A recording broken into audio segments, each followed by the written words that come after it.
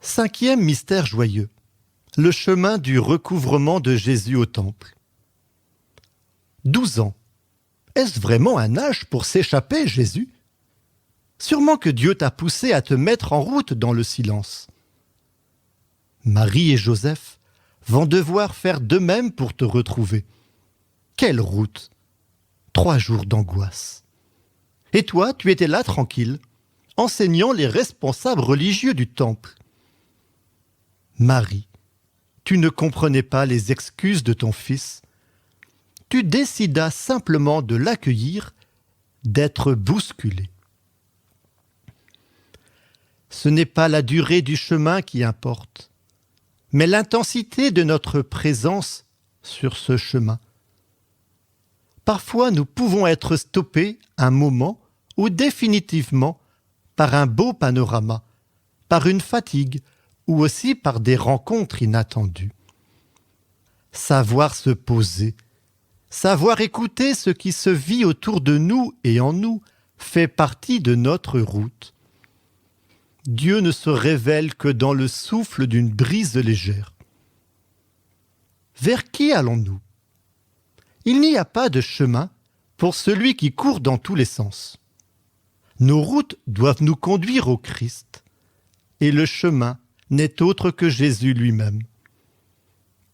Prenons le temps de nous mettre en contact avec lui par l'oraison et la réception des sacrements. Alors Jésus nous placera tout près de son Père. Pour être avec le Père, il n'y a pas d'âge. C'est lui qui, peu à peu, va prendre une emprise sur nous et nous attirer librement à lui dans un mouvement d'amour, dans l'Esprit Saint. Apprenons à nos enfants à prier dès leur plus jeune âge. Offrons-leur la chance de la rencontre qui orientera leur vie. Parfois, suivre le Christ dans la foi n'est pas raisonnable au plan humain. Mais souvent, foi et raison devront marcher ensemble. Par son acte de rester au temple de Jérusalem, sans prévenir ses parents, Jésus semble nous montrer la priorité de l'obéissance à son Père qui est aux cieux, quand bien même elle peut coûter. À l'image de Marie, qui revient enceinte de chez sa cousine, sans avoir prévenu Joseph de la visite de l'ange, Jésus va laisser son Père conduire Joseph et Marie. Dorénavant, c'est toute la famille qui va se mettre sous le manteau du Père dans le souffle de l'Esprit Saint. Jésus écoute et interroge les docteurs de la loi.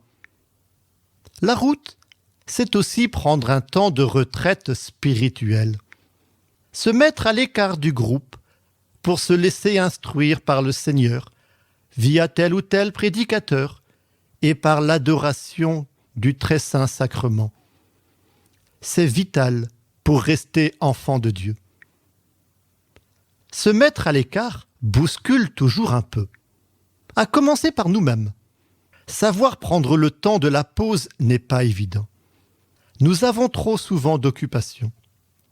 Et parfois, la peur du qu'en dira-t-on, si on sait que nous allons faire une retraite, ferme l'initiative. Et le fait d'être à l'église tous les dimanches, n'en parlons pas.